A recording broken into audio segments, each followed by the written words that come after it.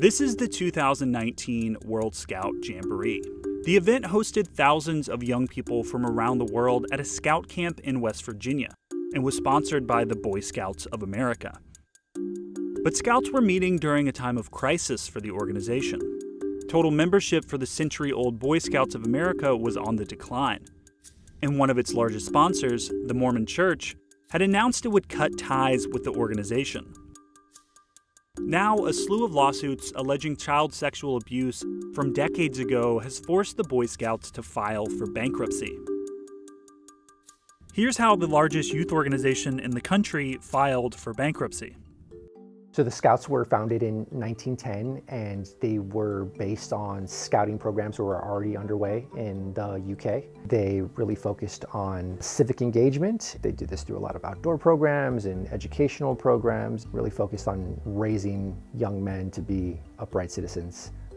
As the organization grew, so did the programs and opportunities the Boy Scouts offered. In 1967, about 6 million boys were enrolled in Boy Scouts.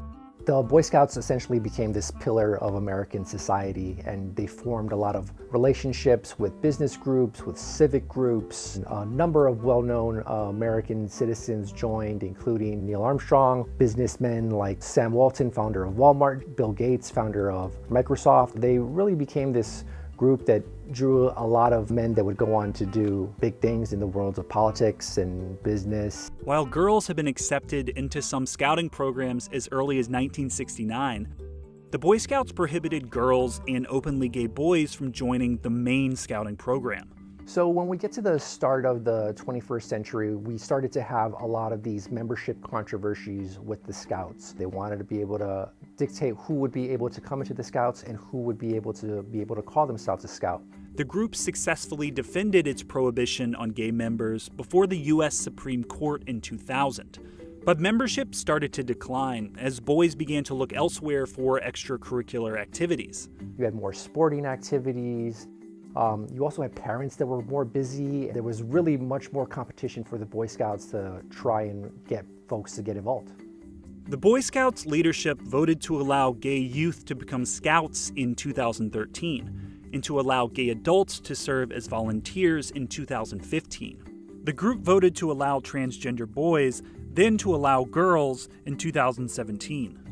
Despite opening its membership to more kids, the Boy Scouts took a major hit at the end of 2019, when the Mormon Church cut ties with the organization, effectively withdrawing 400,000 boys from scouting.